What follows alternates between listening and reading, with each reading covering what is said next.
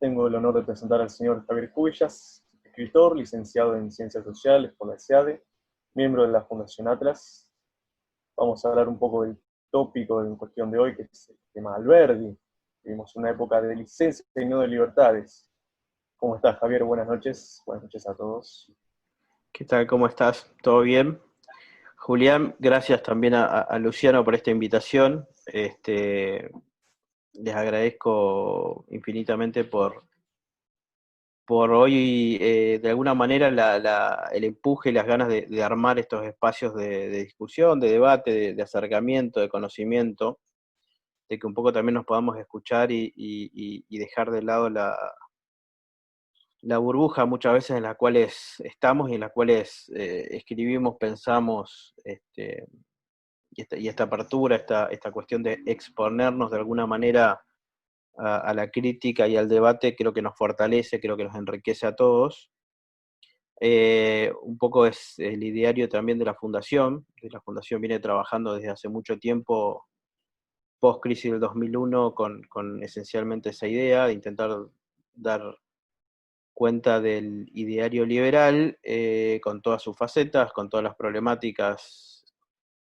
obvias, lógicas, en un contexto como es el argentino, bastante cerrado, conservador, con una suerte de tendencia, con altibajos, pero con siempre una tendencia más autoritaria y cerrada. Entonces, un poco la idea de difundir algunas ideas, algunas reflexiones, tiene que ver con básicamente,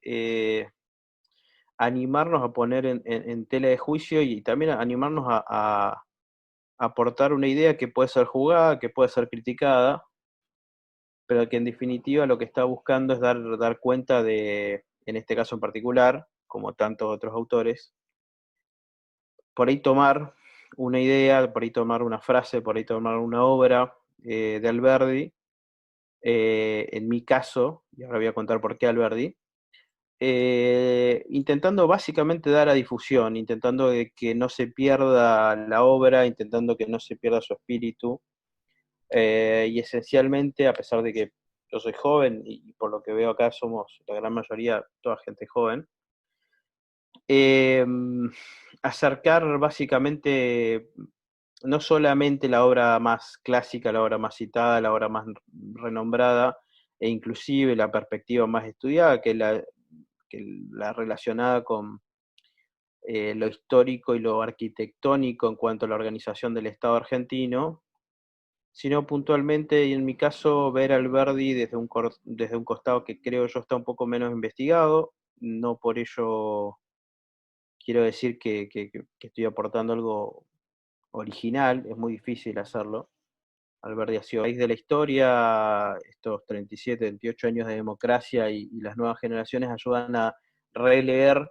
un poco el pensamiento de Alberdi, y la idea es, en ese sentido, ahondar, a ver si podemos aportar nuevas pinceladas, no solamente nuevas interpretaciones, sino, realmente buscar generar, algo fresco sobre la idea de Alberdi. Presento sucintamente de dónde vengo y por qué esto. Yo en mi caso vengo de la provincia de Formosa, me vine a estudiar en el 98, en el 99 me agarra la crisis del 2001 estudiando Derecho. Comienzo a participar en política, en lo que era la Fundación Cívico-Republicana de López Murphy, en el armado de... Yo era en ese sentido un pendejo que llevaba y traía papeles, digamos, no tenía otra función, pero sí buscaba formarme en un ideario que entendía que podía dar algún tipo de respuesta que yo no había encontrado hasta ese momento. Como sabrán, digamos, Formosa es una provincia hiperperonista, Gran Norte, en ese sentido hiperperonista, estas ideas no llegaban, y obviamente el Bulldog, digamos que en ese momento se generó como ícono, era visto como claramente un perro, terrible, tremendo, y que venía a comerse a los chicos crudos, ¿no? Eh, de esa experiencia, al no mucho más tiempo, conozco a gente de la fundación, en ese momento la Fundación Libertad, primero la Fundación Atlas y después lo que fue la Fundación Libertad en una decisión, eh, abrió espacios esencialmente para gente joven, porque necesitaba armar el partido de López Murphy y además había tenido posibilidad de comenzar a ocupar escaños en la Cámara de Diputados. En ese sentido, mis primeros pasos legislativos los hago con Esteban Bullrich. Después lo acompañé en buena medida durante la gestión en el gobierno de la ciudad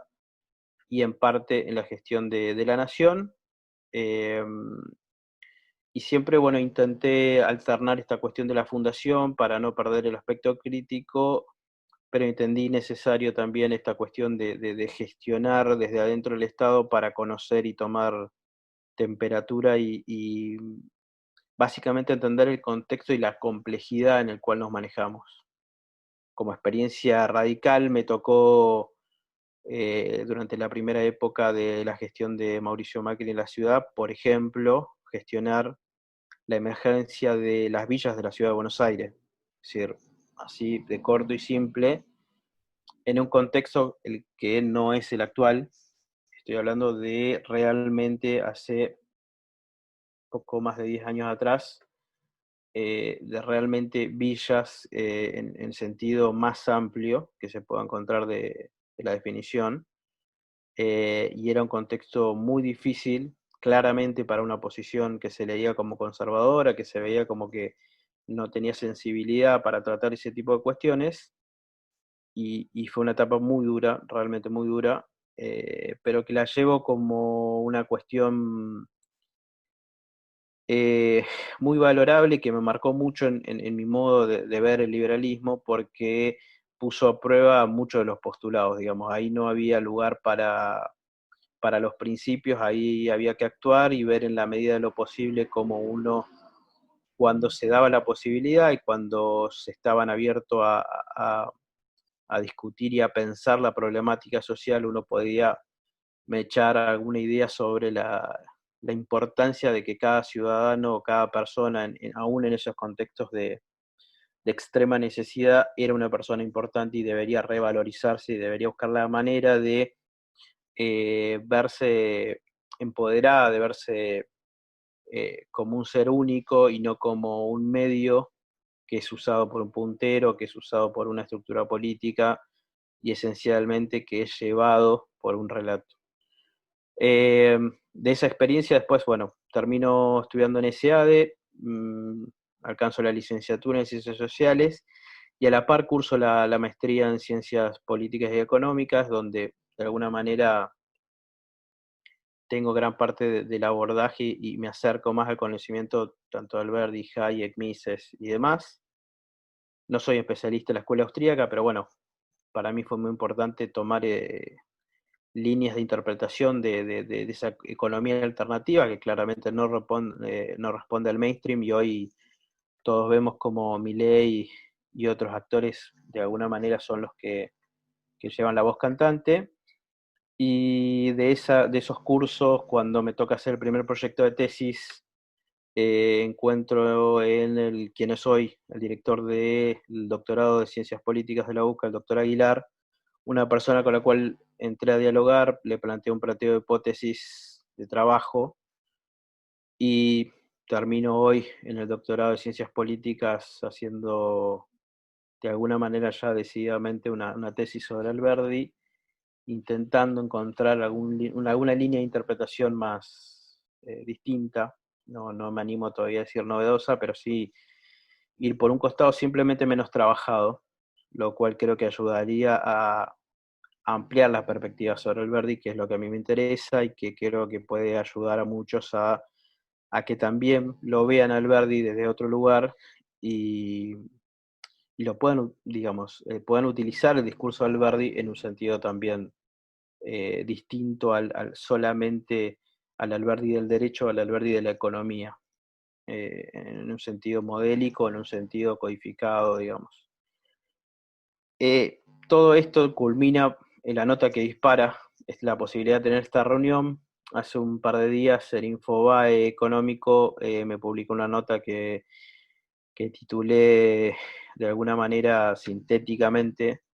pedir licencias es justamente no tener libertades, ¿no? Quien pide licencia automáticamente pierde la libertad porque le está pidiendo la libertad al mismo gobierno que tiene la posibilidad de denegarla. Esta frase, que seguramente la conocen, Alberti la postula claramente en 1854 en el sistema económico y rentístico,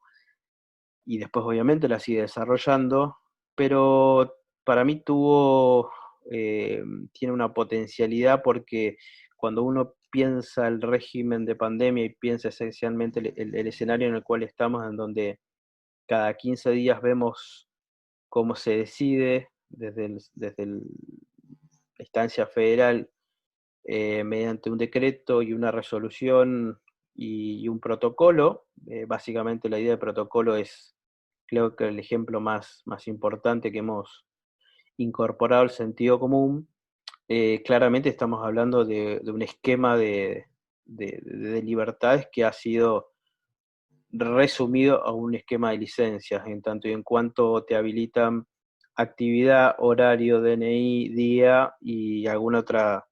característica para hacer de tu vida básicamente eh, algo más normal en algún sentido. Entonces, me pareció importante retomar esa reflexión del Verdi e impulsar una crítica a este sistema de cuarentena, también sumándome a esta discusión, que creo que es claro y que ya no hace falta ni siquiera argumentar mucho más en cuanto a que este dilema que se había planteado de salud versus economía resulta eh, realmente de una nimiedad pocas veces vista. No se puede escindir a la persona y a su actividad en lo real, al menos, ¿no? Eh, planteándose esos dilemas, uno podrá hacer esa distinción y establecer dimensiones, características y demás, pero para un análisis mucho más académico, un análisis que busque fragmentar en algún punto al individuo, pero en términos de una instancia de conocimiento que no va más allá de alguna cuestión erudita, pero a la hora efectivamente de llevar la vida esas cuestiones no se pueden escindir. Planteo simplemente ese acuerdo de que no es insulso seguir distinguiendo eso. Y finalmente después avanzo sobre una cuestión que nunca pensé que iba a tener un, un, una conexión tan cercana, que es, digo, termino de citar a Alberdi, esa nota la pueden ver en Infobae, y digo, lo que falta es a futuro intentar que no ocurra lo que ocurre en otros países, que nos encontremos con aplicaciones, nos encontremos con algoritmos y sistemas inteligentes regulándonos la vida, y estamos discutiendo hoy la aplicación Cuidar y la implementación de esta aplicación Cuidar, que paradójicamente aún hoy, digamos, ya una semana casi del relanzamiento que hizo Alberto Fernández con una presunta obligación de obligatoriedad de uso por parte de los trabajadores, no tiene norma, no tiene ningún tipo de norma, decreto ni resolución que especifique utilidad, especifique ámbito de aplicación, especifique la autoridad de aplicación, especifique si tiene sanción el incumplimiento, y aclare básicamente qué van a hacer con la información y por qué inclusive es necesario que yo tenga que poner mi nombre y mi DNI, digamos, cuestiones que no, si es información anónima y si en definitiva es información que lo que va a buscar es conectarme con un efector de salud por haber dado positivo en el COVID, a lo sumo los datos los daré adelante un médico en un hospital, punto, digamos, no, pero no antes como un presupuesto cuando yo no, es muy probable que no tenga nunca COVID y no necesite ningún tipo de asistencia. Entonces, ese tipo de aplicaciones que uno, como todos sabemos, ¿no? Se implementa por una cuestión de excepción, pero después no sabemos qué más le pueden agregar y no sabemos qué más para qué puede ser utilizado, digamos. en cualquier momento a eso no solamente le agregan la declaración jurada para transitar, el día de mañana le agregan la SUBE, y el día de mañana se transforma en un DNI electrónico, básicamente, que es lo que falta. Entender ese tipo de regulaciones, cómo se van naturalizando de a poco y cómo después terminan generando que en una sola tarjeta o en el mismo celular tengamos abierto un montón de información a disposición de un área de gobierno sobre el cual no tenemos ninguna ley marco que nos proteja, ni sabemos quién va a administrar la información, ni qué finalidad va a tener esa base de datos, es realmente de una gravedad inusitada que claramente no le habilita ni siquiera una pandemia, digamos, la emergencia sanitaria tiene legalmente tiene sus parámetros, tiene su marco de interpretación y de acción dentro del esquema de salud, pero eso no supone que después se meta sobre la cuestión civil, meta sobre la cuestión comercial y se meta sobre la cuestión laboral, por dar un ejemplo, ¿no? Entonces un poco el artículo iba por ese lado. Y creo que Alberdi bien podría, como ponía, estar en prime time en un noticiero hoy, cualquiera, y estar planteando este tipo de cuestiones, ¿no? Como son actividades que un gobierno difícilmente las debería hacer porque son actividades impropias al gobierno, no tienen, según su visión, no encontraría razón para hacerla, y muchas de ellas, a pesar de que algunas fueron propias de su contexto y hoy habría que adecuarlas, Alberti claramente generó un decálogo en muchos de sus textos enunciando cuáles son las actividades impropias del Estado. Y yo siempre digo, Alberti tuvo frases hoy que la izquierda más radical, cuando las enuncia, nunca pensaría que le debería dar tributo a Alberti o la cita a Alberti. Alberti es de los primeros que habla de la imposibilidad de la existencia de un gobierno empresario, por ejemplo. Y no veo ninguna pancarta de la izquierda diciendo gracias Alberti por la reflexión que hiciste, menos a quién se la hizo, que es otro de los grandes problemas o de las grandes discusiones entre liberales, que se le hace ni más ni menos que a Sarmiento. Entonces, creo que la gran fortaleza de Alberti es que no solamente discutió y se cruzó, digamos, con los socialistas de la época, sino que hizo una crítica muy fuerte hacia los propios liberales que gobernaron durante su época en vida. Hablo esencialmente de Mitre y Sarmiento, digamos, históricamente al sistema colonial, después a Rosas, pero después a Mitre y Sarmiento genera una crítica que es muy poco conocida y muy poco trabajada. Y en ese sentido, un poco mi trabajo hoy por hoy, y me va a llevar un buen tiempo, está asignado por intentar aportar una línea de investigación que lo que hace es pensar a Alberti como uno de los padres, todavía no me atrevo a decir fundadores, pero sí uno de los padres, por ahora me voy a tomar la licencia, uno de los padres fundadores de la sociología económica argentina. Esta línea de interpretación, claramente no es que se me ocurra a mí,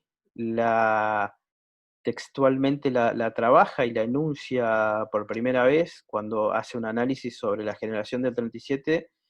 ni más ni menos que José Ingenieros. José Ingenieros lo ubica a Alberti como el primer gran pensador de la sociología económica argentina,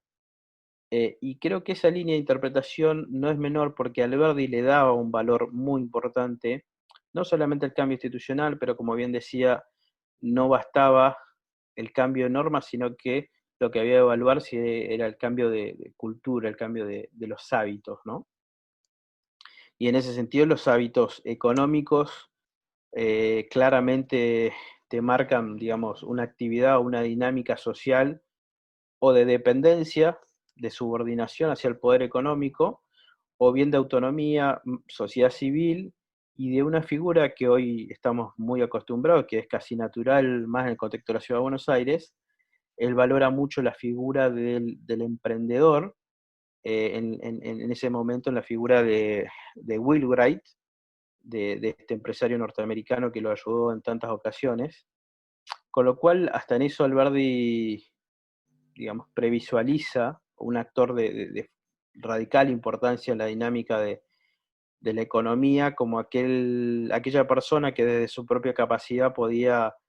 de alguna manera, con los factores de producción, generar cambios, y eso era básicamente un valor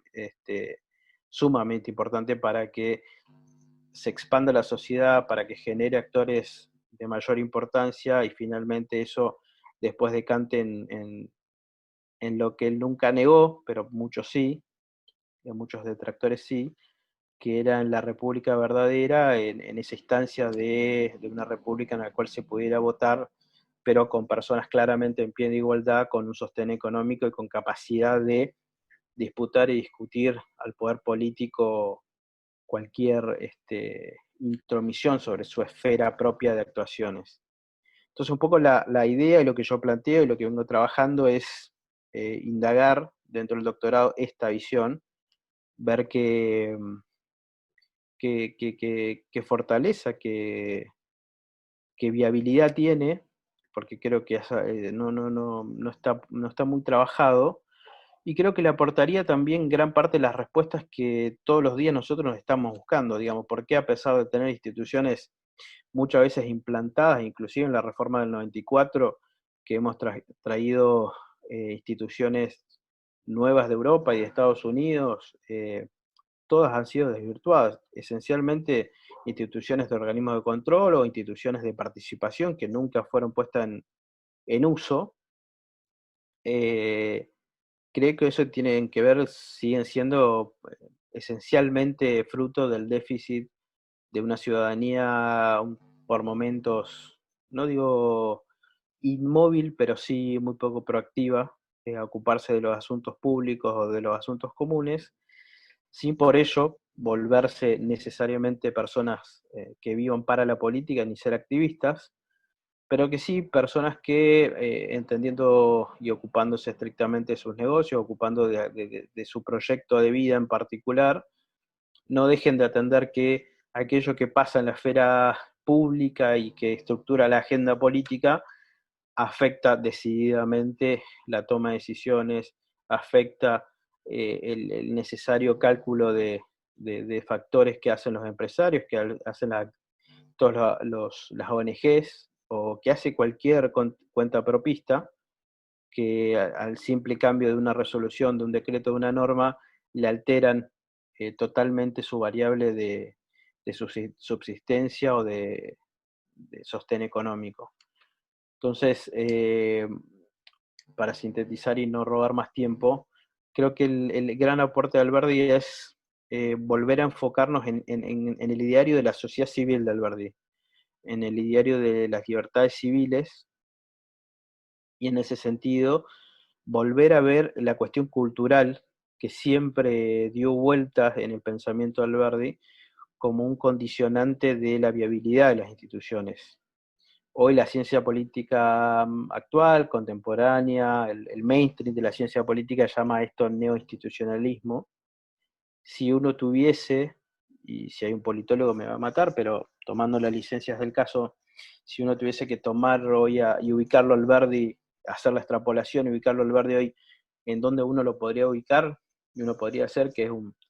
es una suerte de neoinstitucionalista histórico, ¿no? Analiza las instituciones, los individuos, la cultura y la historia, digamos. La necesidad de ver la película completa para él es fundamental. Así que un poco termino ahí, solamente agrego dos pequeños, dos pequeñas cuestiones como noticias.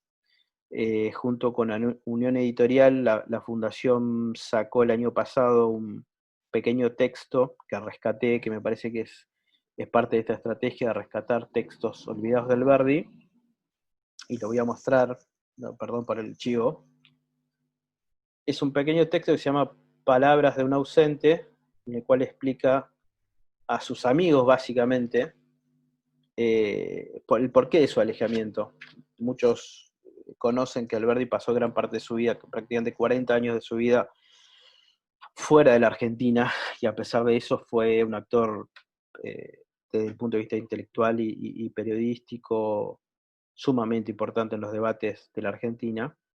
Y este texto que él escribe a modo de panfleto, esto se publica en 1874, ya siendo grande, es un compendio de su ideario y es muy cortito y tiene para mí ese doble valor, que es de muy fácil lectura y sintetiza mucho de lo que él propuso en las bases, en Sistema Económico Rentístico y en alguna otra obra. Y actualmente, eso lo presentamos el año pasado en la Feria del Libro, y este año, bueno, lamentablemente no, sin la Feria del Libro, nos habíamos propuesto hacer algo parecido y estamos trabajando, estamos terminando dentro de no más de 10 días, entrará en imprenta y después veremos según las posibilidades de edición, si sale en formato digital solamente o si hay la posibilidad de que salga en formato papel, una obra con varios prólogos en el cual participan varias personas de distintas fundaciones liberales de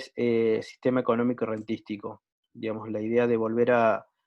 publicar y aportar alguna lectura renovada sobre esa obra para mí es clave. Y la otra obra que también va a salir, supongo que a mitad de año, es en esta idea de intentar dejar en claro cuáles fueron las últimas interpretaciones de Alberdi ya sobre el final de su vida, y apostando a que puedan ser interpretaciones que sean concretas y que sean de alguna manera, no digo finales, pero sí de alguna manera las más meditadas, las más mesuradas. Eh, Estamos haciendo una edición conjunta, lo cual es una rareza, de dos obras que tienen una conexión profunda y que son profundamente liberales, de las más liberales que produjo Alberdi, que es por un lado una obra poco conocida, que es Peregrinación de Luz de Día, que es un cuento satírico fantástico, realmente fantástico, que lo que hace es básicamente poner en crisis y en jaque de manera irónica a la clase política argentina de ese momento, y la omnipotencia del Estado como discurso final de alguna manera en la Facultad de Derecho, los cuales son textos que se comunican y que dan cuenta, a pesar de los 10 años de diferencia, de una comunidad de ideas e intereses que está bueno que puedan ser leídas como si fuesen una única obra, y esta es la apuesta, y es también la apuesta editorial con algún grado de originalidad. Y un poco la idea de acá a fin de año es seguir trabajando este tipo de cuestiones. Nos quedará para fin de año las bases, claramente, y esta es un poco la agenda que está llevando la Fundación Atlas, intentando volver a impulsar la lectura del Alberdi y obviamente dejar a criterio de cada uno de quien la lea la posibilidad de reinterpretarlo y reapropiarse de la obra, para que finalmente cada persona que lo lea pueda ser un promotor y pueda ser una persona que nos ayuda a difundir el ideario de alguna manera. Así que, Julián, por ahora, digamos, esta es mi presentación. Quedo a criterio de lo que vos entiendas, quieras seguir. Por supuesto, y ya muchísimas gracias, Javier, muy lindo el análisis. Cualquier persona que desee hacer alguna pregunta puede levantar la mano o si no dejarlo en la caja del chat y luego lo llevamos a Javier. Ya que habías nombrado, Javi, el libro del Sistema Económico y Rentístico de Alberdi, si no mal recuerdo, establece tres puntos, tres elementos que confluyen a la formación de la riqueza. Eso está por el principio del libro. Ahora, casualidad, la primera y mencionada para él es el sector que más impulsa una economía, es el agro y la industria fabril. Ahora, ¿cómo crees que dejamos de lado ese proyecto de país y nosotros, supongamos que somos el gobierno, lo tenemos como enemigo público? ¿Cómo se nos puede llegar a ocurrir que tenemos que atacar el sector que más genera los dólares? Bueno, es una paradoja histórica y uno lo puede interpretar como uno de los grandes oxímorones que Alberti ve en su momento cuando dice son funciones impropias del gobierno claramente pelearse o imposibilitar el desarrollo de la estructura económica más importante. Cuando él discute con Sarmiento, discusión histórica, clave y clásica, digamos, tengo como cuestión todavía profundizar el pensamiento de Sarmiento para no errarlo en la crítica, pero hasta donde yo pude ver, Alberti para mí es sumamente efectivo y sumamente asertivo en la crítica que le hace a Sarmiento cuando Sarmiento habla de civilización y barbarie, y Sarmiento le dice, de alguna manera te equivocás en cómo clasificás qué es civilización y qué es barbarie. Y él le dice, hay más civilización en el campo que en la ciudad donde está la barbaridad letrada. De alguna manera comienza a dar cuenta de una de las grandes escisiones, de una de las grandes diferencias históricas que tenemos. No por eso Alberti no deja de ser crítico de algunos aspectos de la campaña o del campo, pero entiende de que no hay manera de que el país crezca esencialmente no solamente por el desarrollo interior y productivo, sino porque él entendía que esa actividad nos permitía generar convenios y tratados con países en ese momento de los más desarrollados, que aportarían dos cosas, no solamente el ingreso y digamos, no solamente la inmigración por un lado, el ingreso de capitales, pero esencialmente nos facilitaría la posibilidad de sostener la paz en el tiempo. Entonces, creo que de alguna manera Alberti es muy claro de que es un pecado original. Esta cuestión de pelearnos con quienes puntualmente hoy, cuando la Argentina está parada, el único sector productivo que desde antes de la pandemia hoy sigue produciendo es el campo. Cuando uno ve hacia adentro cuáles son los sectores que siguen y no lo están haciendo más o no lo están haciendo de manera mucho más eh, digamos, acrecentando digamos, de alguna manera el nivel de exportaciones por algo de público conocimiento, como es la bajante del río Paraná histórica, que está imposibilitando de que los barcos puedan ingresar esencialmente a la zona se me fue el nombre ahora, de Santa Fe, donde está el puerto más grande. Entonces, de alguna manera, ese sector que sigue funcionando y que es clave para la economía y es la que genera efectivamente divisas, que es la que sostiene a gran parte del sistema, al resto del sistema, de alguna manera no creo que quedó en claro de que no, sin ese sector, la otra mitad de la Argentina tiene serios problemas realmente para entenderse como autosuficiente. Creo que quedó claro que plantear de vuelta una grieta campo versus ciudad, como pasó en el tiempo atrás, 2007-2008,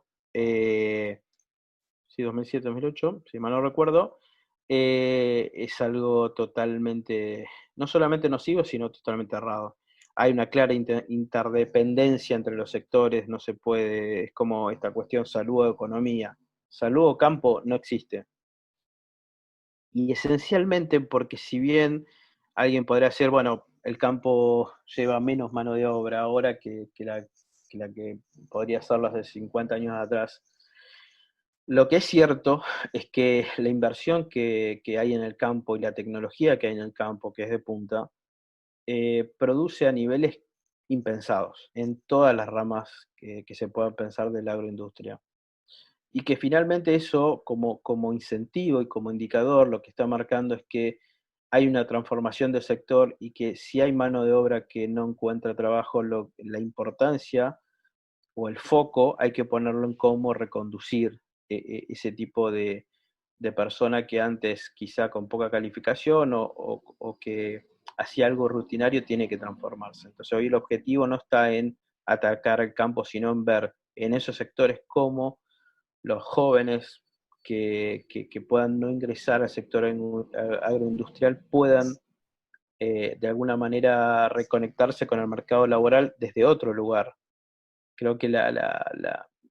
la cuestión activa de pensar la situación de las economías regionales es que aquellos quienes no se integran al sector exportador deban buscar la manera, y en ese sentido creo que las instancias intermedias son fundamentales, para poder colaborar en cómo a los jóvenes ayudarlos a, bajo otros intereses o otros conocimientos que le permitan hacerse de un trabajo y hacerse de una identidad,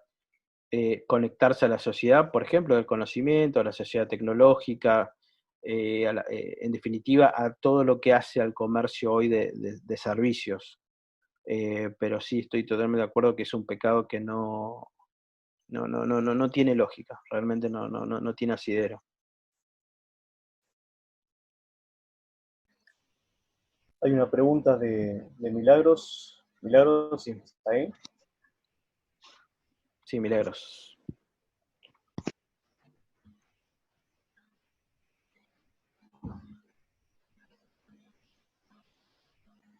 Milagros.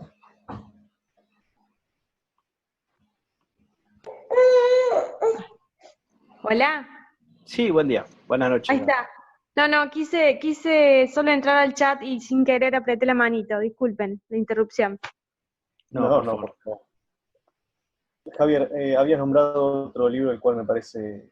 una obra maestra. Todo me parece una obra maestra.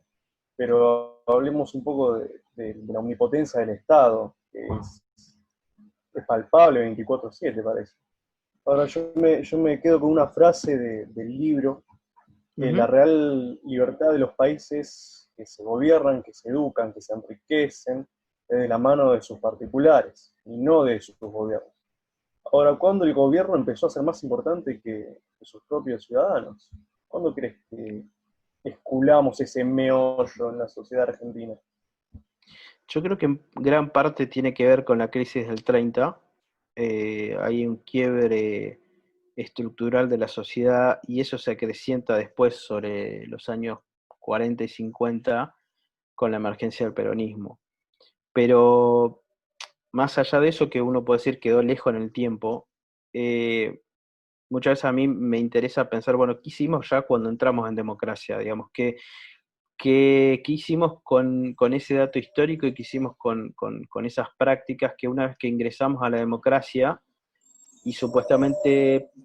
tuvimos un andamiaje institucional que nos permitiría cambiar o que nos permitiría renovar algunas de estas cuestiones, no hemos hecho nada? Creo que gran parte de eso tiene que ver con que seguimos siendo una sociedad estadocéntrica,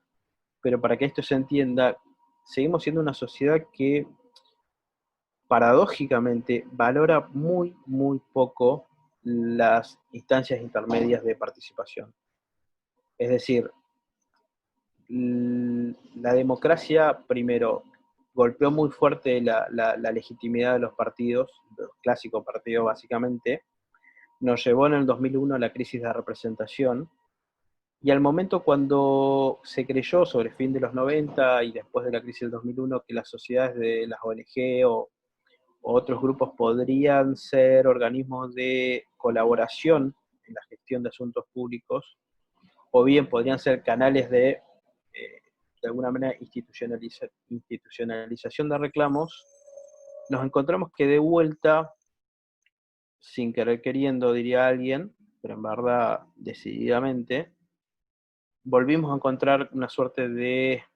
no monopolio, pero sí una suerte de oligopolio de ONGs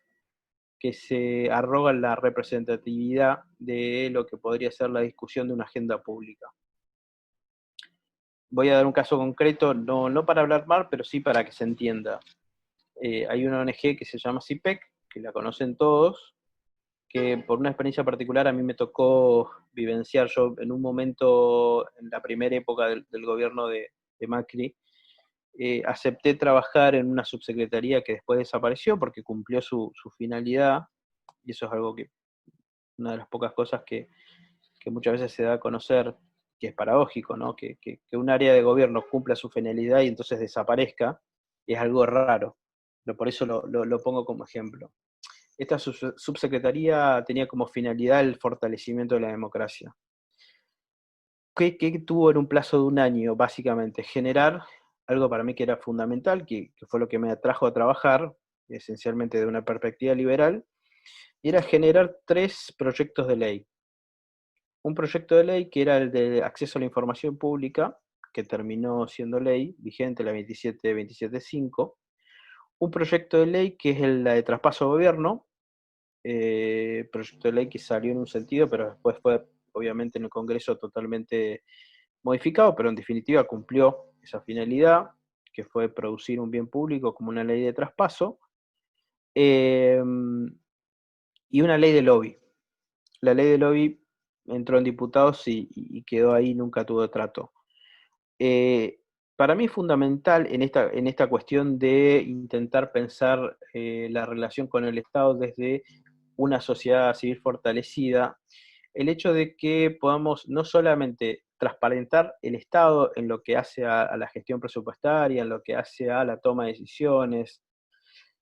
en lo que hace a inclusive conocer esencialmente el organigrama, cómo está conformado, quiénes participan, sino esencialmente, y esto es una suerte de tabú para mí, eh, saber quiénes son los que dialogan con los funcionarios a la hora de tomar decisiones. En la etapa de pre-borrador o pre-discusión de la ley de lobby, se realiza una reunión en el CSK, donde se convocan a distintos actores muy importantes de confederaciones, asociaciones y sociedad civil en general, donde por ejemplo estaba representada la Sociedad Rural Argentina, donde estaba la Unión Industrial, donde había gente de organizaciones religiosas, había distintas fundaciones con distintas temáticas en particular, y estaba CIPEC. Cuando CIPEC, que es una de las fundaciones más importantes y que ha trabajado con el gobierno con el kirchnerismo, que gobernó, trabajó con el macrismo y que ahora vuelve a trabajar con el albertismo, digamos, si vale esa denominación. Cuando le preguntaron, bueno, en definitiva, qué aporte, cómo ve la cuestión de una ley de lobby, dicen que veían bien, que bueno, que había que ver la letra chica, que había que discutir un par de puntos, pero ellos aclararon, nosotros no hacemos lobby, nosotros hacemos incidencia pública. Primer gran dato, el no reconocer la función que se tiene y esencialmente el peso que se tiene a la hora de sentarse con un funcionario y plantearle escenarios de toma de decisión, por más que estén bien trabajados, realizados, con proyecciones, con datos estadísticos, con análisis cualitativo, con todo lo que pueda sostener una decisión de un decreto fundado y razonado, que una ONG de ese calibre se vea no como lobista, sino simplemente como alguien que acerca opiniones, que alguien que de alguna manera casi angelicalmente acerca, digamos, reflexiones, consejos, informes para la incidencia, creo que da cuenta digamos, de aquello que también hay que criticar de la sociedad civil, de no hacerse cargo cuál es el rol y cuál es la función que tiene para efectivamente ver si desde ahí, desde lo micro, digamos, desde el individuo o desde la organización, hacemos algo para ser felices, ¿sí? Porque en definitiva, el debate o la discusión de estas organizaciones a la hora de incidir y, digamos, modificar una decisión de un funcionario, no están haciendo más que lobby, que es lo que efectivamente reconoce la Constitución Nacional. Y la Constitución Nacional dice que está habilitado el derecho de peticionar a las autoridades públicas ante sucesos que nos puedan afectar. Es decir, no hay nada que requiera una ley que modifique la Constitución para que tengamos ese instrumento legitimado y legalizado. Entonces, en la medida de que los mismos actores que puedan ser más importantes a la hora de buscar la felicidad, el bien común o lo que se quiera denominar en definitiva, les cueste hacerse cargo de la responsabilidad de ello, realmente es difícil no pensar que el Estado va a seguir siendo, en definitiva, el único responsable de proveer felicidad, digamos, para darle un cierre así muy, muy, muy restricto. Lo que necesitamos, como suele ocurrir en muchas otras ocasiones, increíblemente pareciera una competencia y no que haya organizaciones que monopolicen o se vuelvan oligopólicos a la hora de influir y hacer lobby para la toma de decisiones. Uno después con el tiempo termina viendo que muchos de los funcionarios de CIPEC, muchos de los que parten o son partes del directorio son analistas de CIPEC, después terminan siendo funcionarios del Estado. Entonces, explícame cómo hiciste para no hacer lobby. Digo, es decir, y vuelvo a repetir, el lobby no está mal, yo soy de los que aboga por una ley de lobby. Tengo varios escritos publicados, estudio también esa cuestión, para mí es fundamental, tiene que estar legalizado, se tiene que reconocer y transparentar. Hoy si uno entra, que es la única normativa que está vigente, hay un decreto de la época de Kirchner, paradójicamente, que es un registro único de audiencia de funcionarios solamente para el Poder Ejecutivo, que desde febrero, si mal no recuerdo, desde este año, no tiene cargada ninguna reunión más. Ninguna. Y paradójicamente, si uno busca, y ahora justamente estoy si Dios quiere la semana que viene, hablando con algunos representantes del Consejo de Relaciones Públicas para escribir una nota y alertar de esta situación, es que, por ejemplo, entre la impunidad, la inocencia y uno no sabe qué, no hace mucho, poco tiempo después del problema que tuvo el ministro de Desarrollo Social respecto de los sobreprecios en la compra de alimentos y en la distribución de alimentos, tuitea alegremente, desde una cuenta personal, pero haciendo referencia a su trabajo en horario laboral dentro del ministerio, que está sentado con el management, con la dirección de CIPEC, y que CIPEC le está ofreciendo soluciones públicas. Cuando uno va y busca cuál es el registro, en el registro de audiencias que debe llevar el Poder Ejecutivo, no hay nada. Entonces, digamos, claramente la felicidad la va a seguir produciendo el Estado, ¿sí? Porque no nos estamos haciendo cargo de cómo intervenimos y cómo incidimos en eso, para bien o para mal, ¿no? Y cómo cuando las cosas salen bien o las cosas salen mal, finalmente terminamos diciendo, bueno, fue el funcionario. Pero la sociedad civil ha tenido intervención, hay grupos de presión y lobby que han tenido intervención. Entonces necesitamos conocer eso, efectivamente no necesariamente porque eso implique delito o ilícito, sino esencialmente para decir, bueno, esta línea de interpretación o este grupo que actuó, hizo lobby para imponer una idea, falló. Necesitamos que otras organizaciones que tengan conocimiento sobre la temática participen. O como puede pasar en cualquier otra compulsa, cuando el Estado necesita bienes, abramos a la consulta a que distintas organizaciones presenten cómo solucionar cuestiones que necesitamos de resolver sobre políticas públicas. Creo que solamente así, en esa compulsa de opiniones, paradójicamente, podremos decir, nos estamos dando nosotros como idea de autogobierno, como una idea bien liberal republicana, nos estamos dando nosotros la felicidad que necesitamos. Bueno, hasta que eso ocurra, creo que va a seguir primando esta cuestión de que esperamos solamente del funcionario la felicidad y no de hacernos responsables nosotros en procurárnosla por intermedio de un instrumento como es el Estado. Totalmente, Javi, totalmente de acuerdo. Algo breve y fugaz. De entre Rosas y Alberdi, ¿qué tanto hay de verdad? ¿Qué tanto hay de mentira? ¿Quién es más traidor que el otro? ¿Por qué ese amor por Rosas, ese odio por Urquiza? ¿Por qué somos tan federales, pero está todo el poder centralizado? Alberdi termina sus días reconociendo cuestiones en Rosas y en Alberdi, perdón, en Rosas y en Sarmiento, pero como muchas veces discutí con algún historiador, al cual siempre digo, ya lo voy a terminar de estudiar en profundidad y intentar como desandar esos mitos, que Alberdi se haya peleado decididamente con Rosas durante su etapa más activa desde el punto de vista político y se haya peleado muy fuertemente con Sarmiento también en su etapa más activa, no supone que cuando en sus últimos momentos, cuando, por ejemplo, en el caso de cuando Alberdi vuelve, ya en sus últimos años, y vuelve para asumir como diputado, que tuvo muy poca participación, tiene oportunidad de ir a verlo a Sarmiento en el Ministerio de Interior. Tuvieron una reunión, dice, muy, muy seca, muy corta, y cuando se levanta Alberdi, dicen, digamos,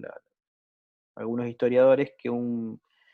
una persona, un secretario de Sarmiento, da a conocer de que Sarmiento le dice, en definitiva no sé qué Alberdi vino, si el de Alberdi que vino a reconciliarse, o el Alberdi que sigue siendo el mismo, que sigue de alguna manera siendo un bicho. Esto es, que sin perjuicio de venir a hacer las paces, va a seguir siendo una persona que me va a criticar, por un lado, ¿no?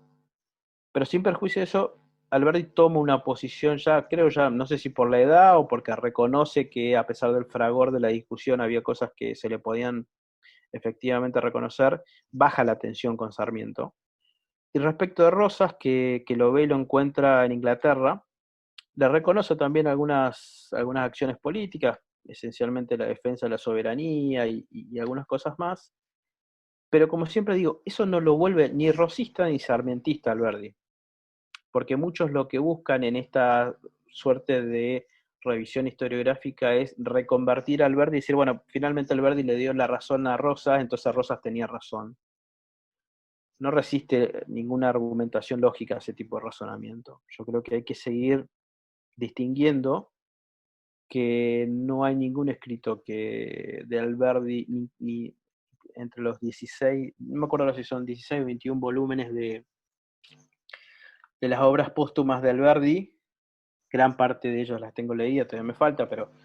no hay ninguna referencia concreta y expresa hasta donde llegué a ver y hasta donde pude consultar en gente que tiene más experiencia y conocimiento sobre la obra de Alberdi, en la cual Alberdi diga, me equivoqué, Rosas tenía razón, o me equivoqué, Sarmiento tenía razón. Entonces, creo que hay que reconocer las diferencias desde el punto de vista político. Yo creo que es insalvable la diferencia entre Sarmiento y Alberdi por los modelos de gobierno. Y esencialmente lo que en todo caso pasa en la última etapa de Alberdi es como un sentido de caballerosidad y también por una cuestión de edad y porque se encontraba enfermo, intenta de alguna manera, como muchos historiadores dicen en su última época, no intervenir en la política argentina, es decir, no sumarse a los enfrentamientos que todavía ocurrían ahí sobre 1870, fines de 1870, 1880, antes de su muerte, la época de Avellaneda más o menos, para que nos ubiquemos, porque no quería que lo tomaran de un bando u otro. Estaba cansado de esa cuestión de, a pesar de que él había incitado alguna de esas controversias, estaba cansado de tomar posición y de que lo utilizaran en un sentido u otro, y todavía más él siendo diputado, que sea, digamos, un actor que se vea obligado a tomar decisión en un sentido que pueda ser o que pueda dar lugar a mayor conflictividad política. Él busca pacificar en esa instancia. Entonces no creo que él no claudica en su visión liberal, solamente baja la intensidad porque entiende que a esa instancia y ante un proceso histórico que lo iba a superar en edad y que no iba a ver cómo iba a continuar, él prefería un poco bajar el acelerador del auto, digamos, de alguna manera. Javier, tengo una persona que es ajena completamente a la bibliografía de Alberti. Y me consulta, ¿qué libro le puedo recomendar? Totalmente ajeno a la materia. Depende de cuánto tiempo le quiera dedicar. No quiero hacer autobombo, digamos, creo que hay dos obras sintéticas que pueden servir. Unión Editorial tiene, que te la puedo mostrar porque para mí es muy buena, y es Alejandro Gómez, que seguramente muchos lo conocerán. Sí. Hizo un compendio, hizo una síntesis de gran parte de las obras más clásicas de Alberdi, y creo que para mí es si bien tiene 500 hojas, pero digamos, si uno busca un compendio para tomar idea, además que tiene un estudio introductorio, tomar una idea global del pensamiento de Alberdi, para mí es muy bueno.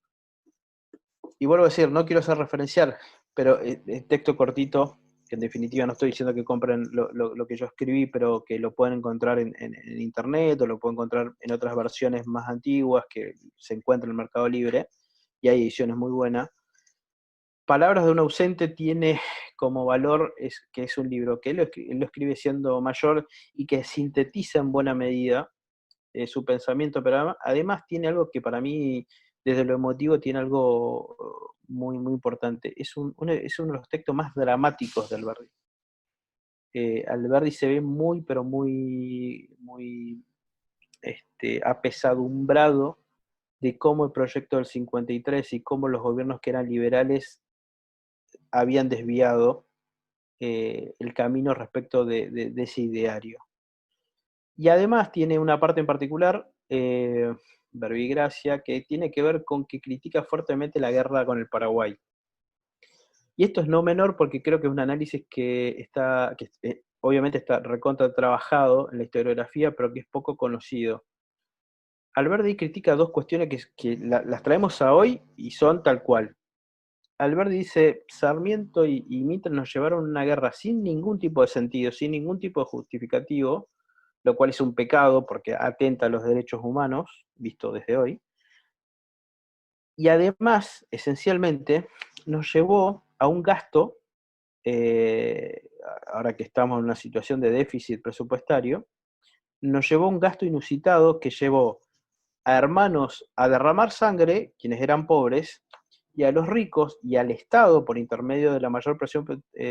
tributaria, a malgastar el dinero público para una guerra que no tenía sentido y que además resultó a la larga infructuosa, no generó ningún tipo de beneficio. Entonces, ese era el cabal ejemplo de lo que era un mal gobierno. Si uno lo ve, digamos, no estamos en una situación de guerra, pero que finalmente nos encontramos en una situación parecida, digamos, esta cuestión de ver enemigos donde no están y hacer un uso del presupuesto público, que paradójicamente hoy no tenemos un presupuesto público aprobado 2020, tenemos un presupuesto 2019 que por ley se utiliza automáticamente, y por eso genera el conflicto actual con el DNU 457, que le da plena potestad al jefe de gabinete para hacer lo que quiere. Dice, eso es un crimen contra la ciudadanía que no, para él, digamos, es claramente lo antiliberal en todo sentido. Entonces creo que, digamos, tomando esas dos opciones, tanto el libro de Gómez, o si pueden encontrar cualquier versión de Palabras de un ausente, creo que son buenas maneras de ingresar al pensamiento de Alberdi. Y después, claramente, si bien las bases para mí son fundamentales, si uno tiene tiempo, ganas y realmente le quiere poner cabeza, y esencialmente los que estudian Derecho, muchas veces les digo, muchos van a volver a reestudiar el derecho que estudiaron en las facultades cuando lean el sistema económico rentístico. Porque no deja de ser una obra que paradójicamente parece que habla de economía, pero esencialmente de lo que está hablando es del derecho civil y comercial. Y de cómo tenemos ahí un germen de derecho civil y comercial anti-mercado. Entonces, creo que es clave a quien le quiera hacer un estudio un poquito más profundo, el leer esa obra, que es un poco más densa, que es técnica, que lleva tiempo y que no es para ni el fin de semana ni para llevárselo a la playa cuando podamos ir, pero es un libro que creo que te cambia la cabeza, te hace un clic y te das cuenta cómo vivimos en un estado de cotidianidad con un montón de institutos que paradójicamente no, si bien eso ha cambiado bastante, pero que sigue habiendo un sentido común y un ideario bastante pobre en materia civil, que ya lo había visto Alberdi de manera magistral, y que pone entredicho figuras que para el que fue a la escuela de Derecho serían sacrosantas, pero Alberdi le destruye a Vélez Sarsfield, por ejemplo. Y te digo, yo pasé por la escuela de Derecho y para mí Vélez Sarsfield era, ¿no es cierto?, no, era intocable. Alberti lo destruye. Y sin perjuicio de eso, nadie, digamos después, se preocupó por modificar y dar cuenta de esa crítica. No hubo hasta prácticamente la reforma, no recuerdo ahora en qué momento fue la otra gran reforma del Código Civil y Comercial, donde permitió el casamiento y otro tipo de cuestiones, que ya habrá sido cerca de los 80, pasaron 150 años hasta que nos dimos cuenta que parte de lo que decía Alberdi, que facilitaba el comercio, facilitaba el acuerdo privado y motorizar la dinámica social tal cual es, se vea efectiva y se vea transformada. Bueno, esas cosas uno no la ven porque en la escuela de Derecho no aparece en la materia de Derecho Civil 1, Civil 2, Derecho Comercial, Introducción al Derecho, no aparece la lectura del sistema económico rentístico. Entonces, la cabeza de uno, el formato con que uno sale, determina mucho de cómo después uno se va a manejar el resto de la vida. Totalmente, Javier. Yo creo que el tema de la educación está flaqueando mucho y es bueno tener un abanico grande de repertorio de libros. Obviamente, claramente. Desde ya, escritor, licenciado en Ciencias Sociales de la SEADE, miembro de la Fundación Atlas, queridos oyentes, Javier Cubillas con nosotros. Javier, Le agradezco a ustedes realmente. Espero que tanto a vos, Julián, como al grupo, que sé que son muchos, puedan trabajar y puedan seguir dando este espacio de discusión y que, bueno, desde ya cuando puedan subirlo a videos y que esto pueda, digamos, a través de las redes compartirse y viralizarse, creo que nos estamos ayudando un poco a